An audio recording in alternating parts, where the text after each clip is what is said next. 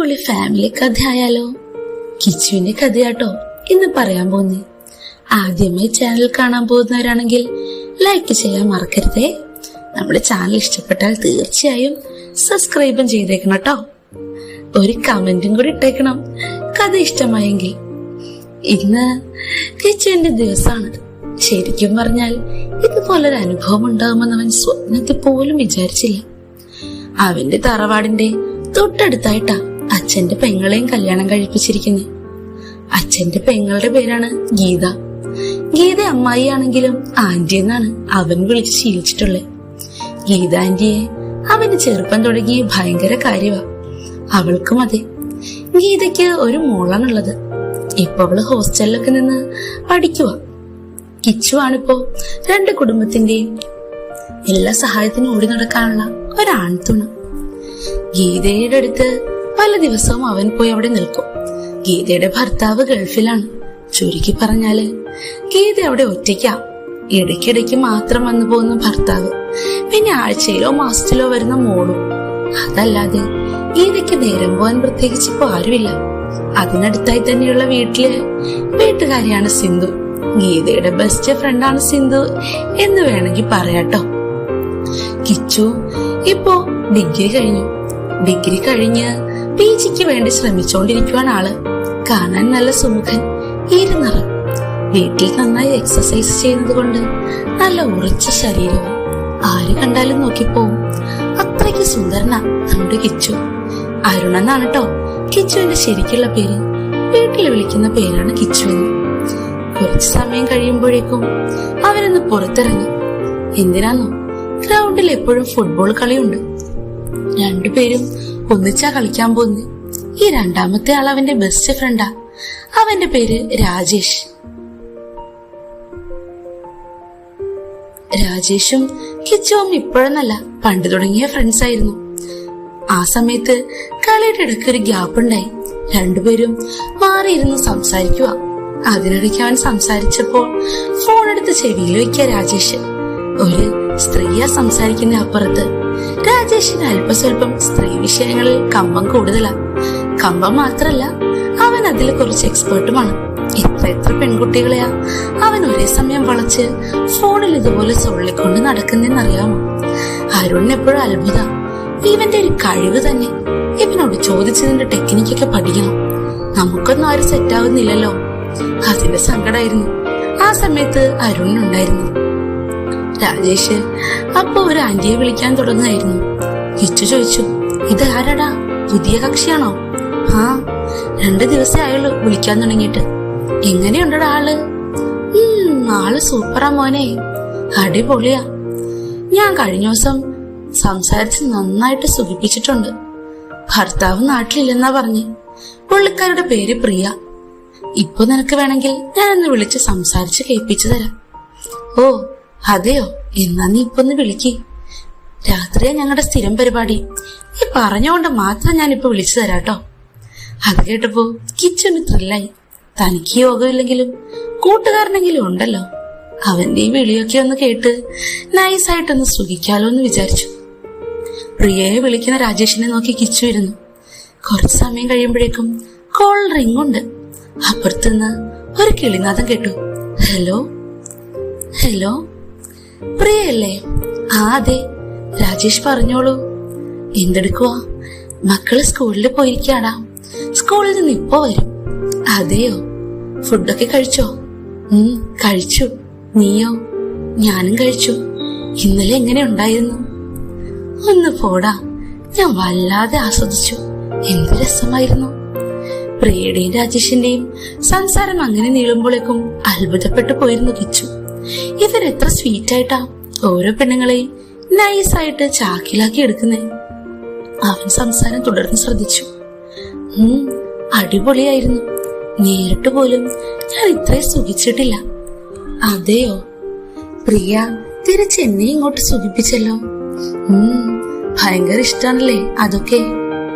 അവൾ ചിരിച്ചു. അതെ.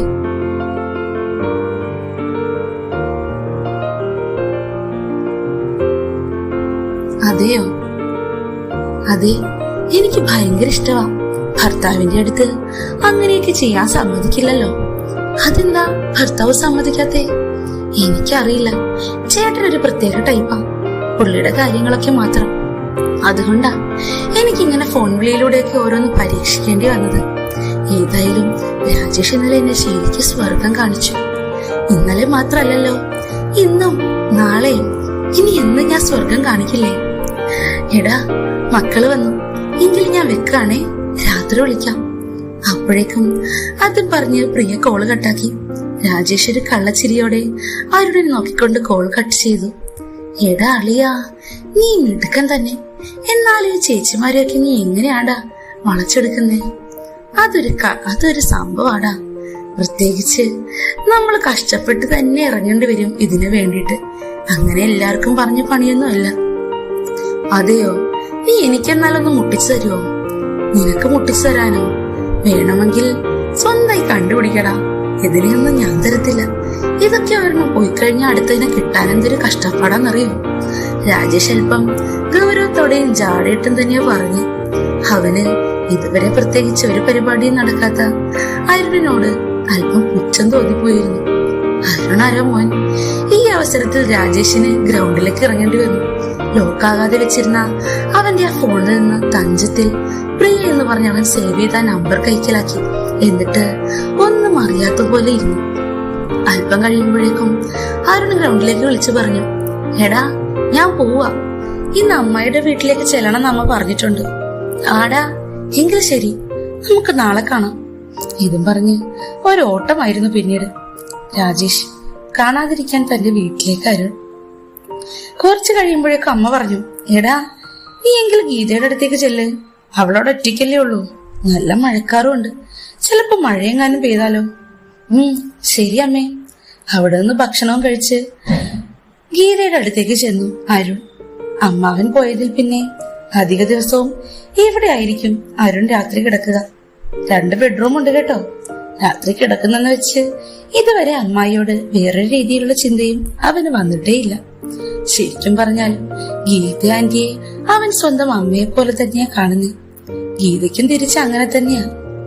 അതിനിടയിൽ ഇവൻ വരുമ്പോ തന്നെ ഗീത പറഞ്ഞു, എടാ കുറച്ചു സമയം നീ ഒന്ന് ഇവിടെ ഇരിക്കുക, ഞാൻ കുളിച്ചിട്ട് വരാട്ടോ. ശരി ശരി. അപ്പോഴേക്കും അവൻ ഫോണിൽ നൈസായിട്ട് പ്രിയയ്ക്കൊന്ന് മെസ്സേജ് അയക്കാൻ തുടങ്ങിയിരുന്നു. ആരാണെന്ന് മനസ്സിലായോ? ഇല്ല, ആരാണ്? ഓ സോറി കേട്ടോ, നമ്പർ മാറി അയച്ചതാ. ഞാൻ എന്റെ പണ്ടത്തെ ഒരു ക്ലാസ്മേറ്റ് ആണെന്നാ വിചാരിച്ചേ. ഓക്കെ ശരി. ഇതും പറഞ്ഞ് ആ മെസ്സേജ് അവിടെ അവസാനിപ്പിച്ചു. അന്ന് രാത്രി അവൻ കാത്തിരിക്കായിരുന്നു. ഒരു 11 മണിയാകുമ്പോഴേക്കും അത്യാവശ്യം ഇടിവെട്ടി നല്ല മഴ പെയ്തു തുടങ്ങി. അരുണാണെങ്കിൽ നല്ല മൂഡിലും.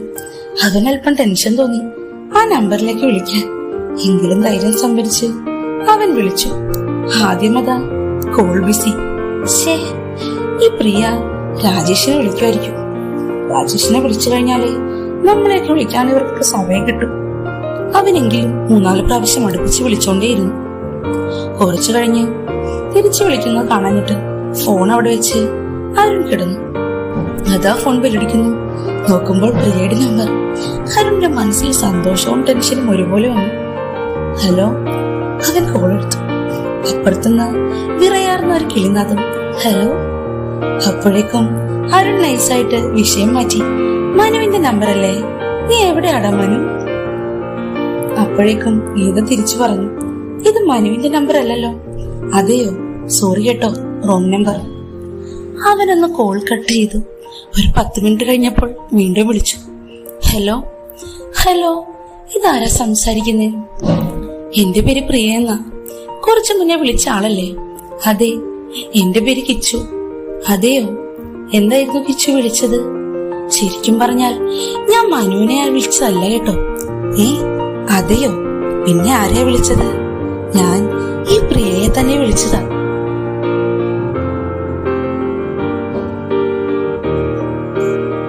എന്നെയോ?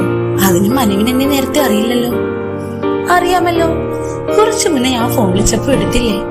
ആ ശബ്ദം കേട്ടപ്പോ തന്നെ ഞാൻ പ്രിയയുടെ ഫാനായി. അതെയോ?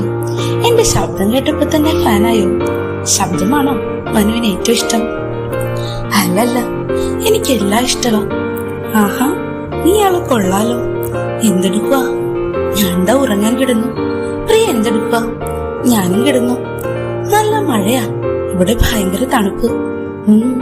ഇവിടെയും തണുപ്പുണ്ട്. പ്രിയ ഒറ്റയ്ക്കാണോ? അതെ, ഭർത്താവ് ഗൾഫിലാ. ആഹാ, അതേതായാലും നന്നായി. അവൻ ചിരിച്ചു. അപ്പോഴേക്കും പ്രിയയും ചിരിച്ചു. അതെന്താ മനു നന്നായി എന്ന് പറഞ്ഞേ? അതോ, അത് ഞാൻ വെറുതെ പറഞ്ഞതാ. എനിക്ക് മനസ്സിലായി. കള്ളൻ. എനിക്ക് കുറച്ച് പ്രായമുണ്ട്, ഒരു 40 വയസ്സ്. മനുവിന് പ്രായമുള്ള ചേച്ചിമാർ ഇഷ്ടമാണോ? പിന്നല്ലാതെ. ഞങ്ങളെപ്പോലുള്ള ചെക്കന്മാർക്ക് പ്രായമുള്ള ചേച്ചിമാരെന്ന് വെച്ചാൽ ജീവനാ, ഒരു പ്രത്യേക വികാരമാ. അത് പ്രിയയ്ക്ക് നന്നായി സുഖിച്ചിരുന്നു. അവളൊന്ന് കുറുകി. അതെയോ? അതെ. പ്രിയ ഇപ്പോൾ എന്ത് ഡ്രസ്സായിട്ടിരിക്കുന്നേ? ഞാനൊരു നൈറ്റി.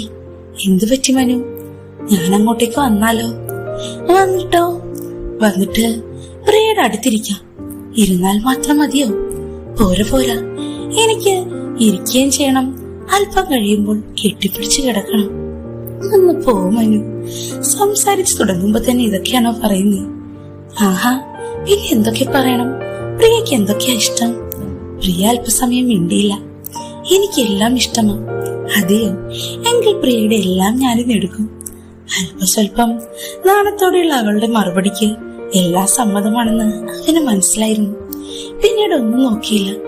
അവനങ്ങോട്ട് കത്തിക്കയറി. കിച്ചുവിന്റെ മനു എന്ന രീതിയിലുള്ള കള്ളപ്പേരിലുള്ള ആ ഫോൺ വിളി നല്ല ഒന്നാന്തരമായി തന്നെ തുടർന്നു. അവനവളെ വാക്കുകൾ കൊണ്ടൊന്ന് സ്വർഗം കാണിച്ചു.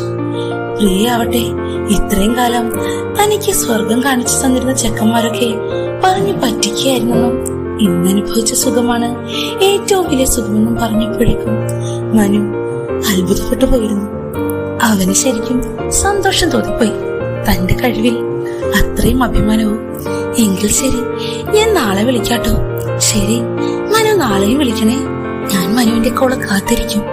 പ്രിയയുടെ ആ സംസാരം കേട്ടപ്പോഴേക്കും അവന് സന്തോഷമായി. 2 ദിവസം അവൻ അങ്ങനെ ഫോണിലൂടെ സുഖിപ്പിക്കൽ തുടർന്നു. പ്രിയയും നന്നായി സഹകരിച്ചു. ഇടയ്ക്കിടയ്ക്ക് രാജേഷിന്റെ അടുത്ത് പോകുമ്പോഴേക്കും അവൻ തിരിച്ചു പറയും, അളിയാ, മറ്റേ പെണ്ണുണ്ടല്ലോ. ഏതാടാ? എടാ, ഞാൻ നിന്നെ അന്ന് ഫോൺ വിളിച്ച് കേൾപ്പിച്ചില്ലേ പ്രിയ?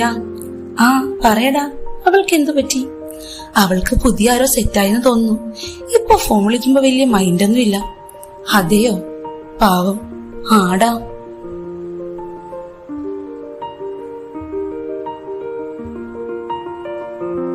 എന്തൊരു കഷ്ടമാ. അവൾക്ക് വേറെ ഏതോ വണ്ടി കിട്ടിയെന്ന് തോന്നുന്നു. ഇനി അടുത്തതിനെ സെറ്റാക്കണം. അപ്പോഴേക്കും അവരെ ചൂടുപിടിപ്പിക്കാനായിട്ട് അരുൺ പറഞ്ഞു, അതിന് നീ ചില്ലറക്കാരനല്ലല്ലോ അളിയാ. നിനക്ക് വേറൊരെണ്ണം സെറ്റാക്കാൻ വലിയ നേരം വേണോ? അടുത്തതിന് നോക്കങ്ങോട്ട്. ശരിയാ, അടുത്തതിനെ നോക്കി തുടങ്ങണം. 1-2 നമ്പരൊക്കെ ഉണ്ട്. ഇന്ന് രാത്രി മുട്ടി നോക്കട്ടെ. ഏതെങ്കിലും ഒരെണ്ണം വളയാതിരിക്കൂല. അന്ന് വൈകുന്നേരം ആകെ സന്തോഷത്തിലായിരുന്നു. നമ്മുടെ അരുൺ വീട്ടിലേക്ക് പോയിരുന്നു. ഏതായാലും രാജേഷ് ഇനി പ്രിയയിലുള്ള നോട്ടം വിട്ടു. അപ്പോൾ ഇനി പ്രിയ തനിക്ക് മാത്രം സ്വന്തം. അവന് സന്തോഷമായി.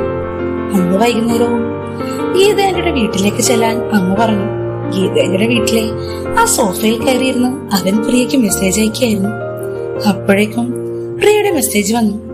ആ മനു, ഞാനൊന്ന് കുളിച്ചിട്ട് വരാം. നീ ഇവിടെ ഉണ്ടാവില്ലേ? ഞാനിവിടെ ഉണ്ടാവും. പ്രിയ കുളിച്ചിട്ട് വരൂ.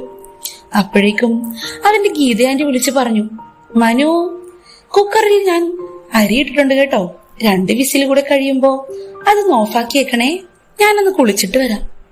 അവന് പെട്ടെന്നൊരു അത്ഭുതം തോന്നി. ഇതെന്തൊരു കോയിൻസിഡൻസ്. എന്റെ അമ്മായിയും കുളിക്കാൻ പോവാണ്, ഇവിടെതാ പ്രിയയും കുളിക്കാൻ പോകുന്നു. അവൻ എന്തൊക്കെയോ സംശയം പോലെ. അങ്ങനെയൊന്നും ആയിരിക്കില്ല.